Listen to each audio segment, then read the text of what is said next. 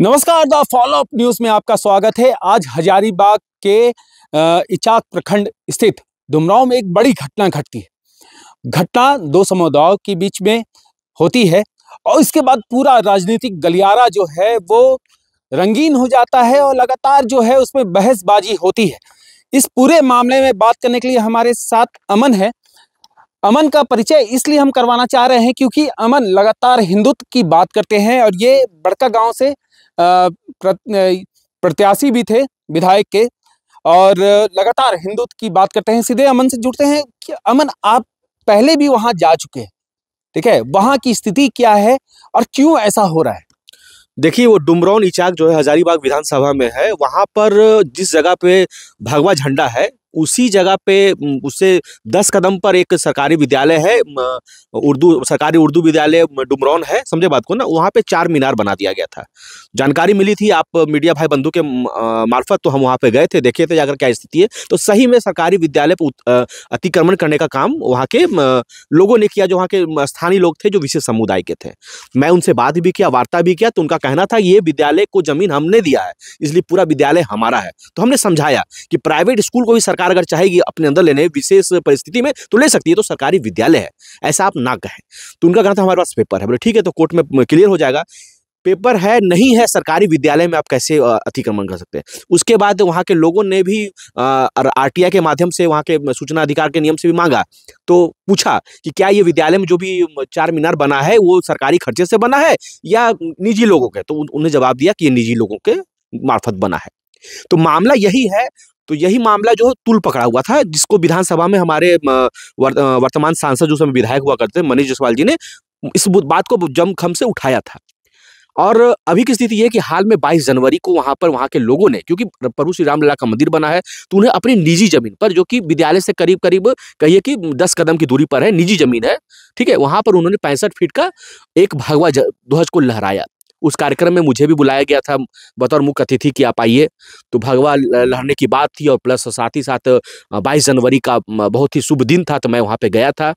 राष्ट्रवादी विचारधारा से लोगों, राष्ट्रवादी वक्तव्य से लोगों को मैंने प्रेरित किया। वहाँ के बच्चों को मैंने बतलाया, समझाया कि अभी आपकी उम्र पढ़ने लिखने की, आगे बढ़ने की है। इस उम्र में 15-16 साल के बच्चों को अगर कोई बोलता है कि जय श्री राम के नाम जय श्री राम करो, नारा लगाओ और किसी भी प्रकार का आप कोई हिंसक कार्य करो, ये नहीं करना। हमारे पेज पे आज भी वो अवेलेबल है इंस्टाग्राम पर, देखिएगा वक्तव्य मेरा। मैंने बच्चों को समझाया था।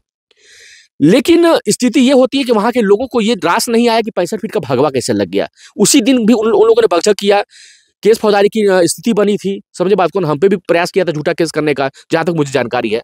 लेकिन आज की स्थिति में जब पूजा में बैठा हुआ था, मुझे हमारे फोन बहुत रिंग बज रहा था, मुझे डुमरांव से फोन आ रहा था, कई जगह से मुझे फोन आ रहा था कि भैया स्थिति वहाँ की नाजुक है, वहाँ हिंदुओं को पीटा जा रहा है, महाशिवरात्रि का भजन नहीं बजाया जा रहा है। हमारे घर वाले कोई हमारे लोग बात कर रहे थे। मैं पूजा से उठा था, वहाँ के लोग से मैं बात किया तो पता चला कि वहाँ पर मुस्लिम विशेष समुदाय के जो लोग हैं उन्होंने पथराव कर दिया हिंदू पक्ष पर। कारण ये था कि साउंड बॉक्स या ये चोंगा जो होता है उसको नहीं बांधने दे रहे थे, उसको बजाने नहीं दे रहे थे। उसी से बात भड़का और एक बड़ा रूप ले लिया। फिर गाड़ी की जलने की जो न्यूज के माध्यम से जानकारी आपको हमको है कि गाड़ियां जली और हिंसा भड़का।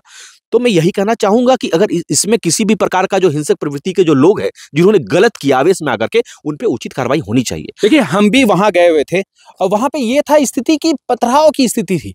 पूरा पत्थर जमीन पे था और लगातार हम वीडियो भी हमारे पास है कि पत्थर चल रहा है, ठीक है। लेकिन क्यों, इसलिए आपसे हम पूछ रहे हैं क्योंकि आप पहले भी जा चुके हैं और लगातार वहां पे इस तरह से घटना घट रही है। बड़का गांव में भी ऐसी घटना घटी मैं आपको बता रहा हूँ, बड़का गांव हजारीबाग ने पूरे भारतवर्ष में जब हिंदुओं का त्योहार होता है तो इसी प्रकार से पथराव होता है। कई जगह पथराव होता रहता है, समझ गए बात को ना? जहां भी हिंदू का, देखिए आप सुनिए, हिंदू शोभायात्रा पथराव, हिंदू शोभायात्रा पथराव कहीं पर भी, पूरे हजारीबाग ही क्यों? हजारीबाग में क्यों? मैं पूरे भारतवर्ष की बात का, पूरे भारतवर्ष में इस प्रकार से पथराव होता है। जहां भारतीय जनता पार्टी की सरकार हो या नहीं हो, वहां पर झारखंड की हम बात कर रहे हैं, लेकिन हजारीबाग में जब से हम पत्रकारिता कर रहे हैं, हजारीबाग में सबसे बड़ी यानी अधिकतर जगह यानी 100 गज के दूरी में हम जाएं हाँ। तब ऐसी घटना घटती है। मैं आपको बताना चाहता हूँ, पूरे हजारीबाग में कहीं भी आपने ऐसा शीर्षक नहीं पढ़ा होगा कि हिंदू पक्ष ने मुसलमान पक्ष पर पथराव किया। एक निकाल के मुझे कहीं का कटिंग, पेपर कटिंग मुझे आप दिखला दीजिए। एक पेपर कटिंग दिखाइए जहां पर यह छापा हो पत्रकारों ने कि हिंदू पक्ष विशेष समुदाय के लोगों पर पथराव किया। तो विशेष समुदाय वाले ही क्यों पथराव करते हैं? आखिर आपको कौन ये सिखलाता है, कौन भड़काता है? मैं माननीय स्वास्थ्य मंत्री जी का मैं आज एक बयान सुना, जो कि उन्होंने बयान दिया। अब बयान सुन करके मैं बहुत भौचक्का हूं कि आप सेकुलर नेता हैं, बताते हैं सेकुलरिज्म का पाठ पढ़ाते हैं, आप भाईचारगी की बात बतलाते हैं, लोगों को साथ में रहने की बात करते हैं, आप हाथ में कलावा पहनते हैं। आखिर आपको ये वक्तव्य देने का जरूरत क्या पड़ गया कि आप ये बात बोल रहे हैं कि हमारे विशेष समुदाय के लोग कमजोर नहीं है? चलिए, उन्होंने तो ये भी कहा था कि शिवरात्रि के दिन वो भी पूजा करते हैं, वो भी जाते हैं हर जगह और सब जगह समुदाय के साथ रहते हैं। उन्होंने यह भी कहा कि हिंदू पक्ष के लोग मस्जिदों में चोंगा लगा रहे थे। बिना सोचे समझे, बिना जानकारी लिए इस प्रकार का बयान देकर के लोगों को ना भड़काए, हिंदू पक्ष को और मुस्लिम पक्ष को ना भड़काए कि मुस्लिम पक्ष सोचे कि अरे भाई लोग हमारे मस्जिद पे चोंगा चढ़ा था, तो भाई लोग ने गलत सही किया। गलत बात है, ऐसा कोई किसी का मंदिर मस्जिद में चोंगा नहीं चढ़ा था। अपने ध्वज पर चोंगा लगा के, अपने घर पर चोंगा लगा करके ओम नमः शिवाय बजाना चाह रहे थे, उसका प्रतिकार में उन लोगों ने पथराव किया है। तो माननीय स्वास्थ्य मंत्री जी, मैं आपको बताना चाहता हूं, जिस प्रकार से आप बोलते हैं कि आपके विशेष समुदाय के लोग कमजोर नहीं है, तो आप भी ये बात को समझ लीजिए, हमारा सनातन परिवार काफी मजबूत है। आपने छत्रपति शिवाजी महाराज के बारे आप सुने होंगे, जिनका सपना स्वराज का था, एक ऐसा स्वराज जिसमें सारे धर्म के लोग रहे, सुखी संपन्न रहे, खुशी से रहे। तो हम उस स्वराज की बात करते हैं, हम उस अखंड भारत की बात करते हैं, हम उस हिंदू राष्ट्र की बात करते हैं जहां पाकिस्तान जिंदाबाद का नारा ना लगे, जहां हमारे देवी देवताओं के पर्व त्योहार पे पथराव ना हो। तो इस प्रकार का अनर्गल बयान देकर के आप अपनी छवि को धूमिल करने का प्रयास कर रहे हैं इरफान अंसारी जी। आपने कहा कि वहां के भाजपाई, वहां के बजरंग दल, विश्व हिंदू परिषद के लोग और जो आसपास हजारीबाग के आसपास के लोग हैं, उस पर कड़ी कार्रवाई करनी चाहिए। अरे विश्व हिंदू परिषद, बजरंग दल के लोग, कार्यकर्ता जो होते हैं, वो सदैव राष्ट्र हित के लिए सेवा भाव से लगे रहते हैं और राष्ट्र हित में वो समर्पित होते हैं। वो कभी भी इस प्रकार की घटना को अंजाम नहीं देते हैं। तो इस प्रकार का अनर्गल बयान ना दे। चलिए, एक चीज और सवाल ये है कि वहां के जो विधायक हैं वो लगातार सुर्खियों में रहते हैं, लेकिन वो आज यहाँ पे सक्रिय नहीं दिखे। इसको लेकर क्या कहिएगा?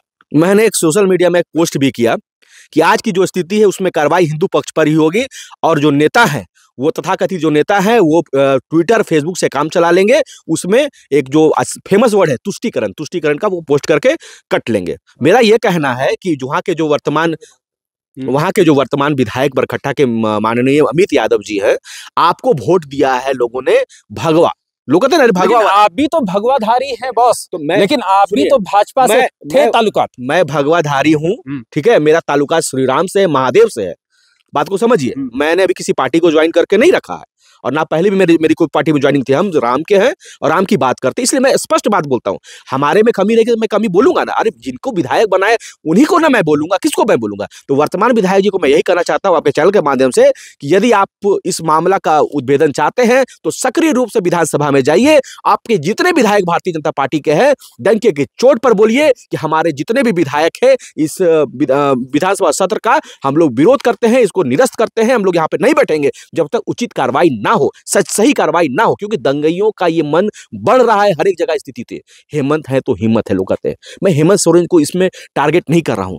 ये हेमंत सोरेन की गलती नहीं हो सकती है, गलती किया दंगाइयों ने, है ना। सुनना किसको पड़ रहा है? हेमंत सोरेन को। तो आदरणीय हमारे मुख्यमंत्री हेमंत सोरेन जी, आप भी निष्पक्ष तरीके से, क्योंकि हिंदू पक्ष भी आपका है और विशेष समुदाय के पक्ष भी आपका है, सारे पक्ष आप ही के हैं, तो आप निष्पक्ष तरीके से जांच कराइए। जो उपद्रवी है, जिसने गलती किया है, उस पर कार्रवाई कीजिए। और चलिए, एक सवाल अमन जी आपसे ये भी है कि आप असम के जो सांसद, ये सीएम है, उनके साथ भी आप सक्रिय दिख रहे थे, तो क्या लगता है कि आप जिस तरह से बात कर रहे हैं अभी, ठीक है, क्या लगता है कि भाजपाई वाला बात कर रहे हैं कि बस?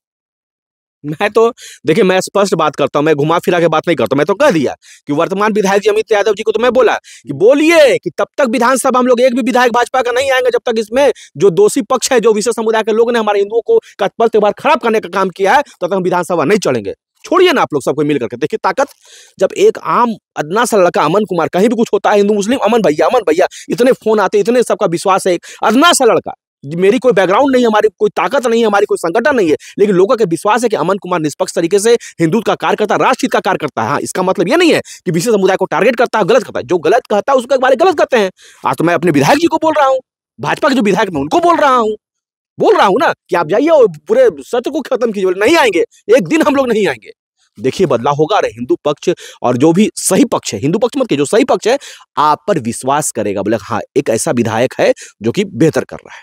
चलिए एक और सवाल ये है कि क्या मांग करते हैं जो आज घटना घटी है उसको लेके, किस तरह से सरकार को सक्रिय होना चाहिए, विधायक को सक्रिय होना चाहिए, और यहाँ के जो सांसद हैं उनको किस तरह से सक्रिय होना चाहिए पूरे विषय में? भैया जो बात कर रहे हैं क्या मांग करते हैं हम लोग, हम हिंदू पक्ष ना मांग कर करके ये चप्पल देख रही, चप्पल हम लोग का घिस गया है। हम लोग खाली मांग करते हैं, हम लोग को कहिए कि पथराव करके पीटा भी जाता है, हम लोग पर झूठा FIR भी किया जाता है, जेल में भी डाल दिया जाता है, और हमारे ही नेता हम लोग का साथ नहीं देते। इसीलिए इस बार कम से कम साथ दीजिए और बतलाइए कि जो गलत किया उसके साथ गलत होगा और जो सही किया उसके साथ कुछ नहीं होगा। क्योंकि वहां के गांव के बच्चे लोग, वहां के लोग जो हैं वो डरे हुए, समय हुए, पुलिस की गाड़ियां जो गश्तियां देख रहे हैं, सब में डर का माहौल है कि पता नहीं क्या मामला हो गया, क्या मामला होगा, किसको सजा हो जाएगा, किसको क्या हो जाएगा। तो स्थिति को तनावपूर्ण ना रखे, अलग गलत बयान ना दे। और मैं वहां की जनता से ये कहना चाहूंगा, आप लोग शांति व्यवस्था बना के रखिए, लड़ने झगड़ने का बात नहीं है। जो भी जिसने भी गलत किया है उस पर उचित कार्रवाई का मांग कीजिए, लिखिए। अगर आप गांव वाले जितने भी लोग हैं, 1000 है 2000 है, लिखने सीखिए, पत्र लिखिए, मुख्यमंत्री को पत्र लिखिए, आप सुप्रीम कोर्ट को पत्र लिखिए, यहाँ के न्यायालय को पत्र लिखिए, DC को पत्र लिखिए, और लिख करके आप अपना पक्ष मजबूत तरीके से रखिए। चलिए बहरहाल राजनीतिक गलियारा जो है पूरा गरमाया हुआ है। अब देखने की बात यह है कि कल जब विधानसभा का वहां पे सत्र है उसके बाद क्या होगा, और क्योंकि लगातार जांच चल रही है। अपने सहयोगी आशीष यादव के साथ मैं Piyush Mishra, the follow up news, Hazaribagh. Engineer बनकर भरे सफलता की ऊंची उड़ान, जहां साधारण छात्र भी झारखंड टॉपर्स बनकर बना रहे इतिहास। दूरदर्शी शिक्षाविद श्री विपिन सिंह के मार्गदर्शन में मेडिकल एवं इंजीनियरिंग के लाखों छात्रों के लिए आशा की किरण के रूप में goal nations leading in thefollowup.in. Like, share and subscribe. www.thefollowup.in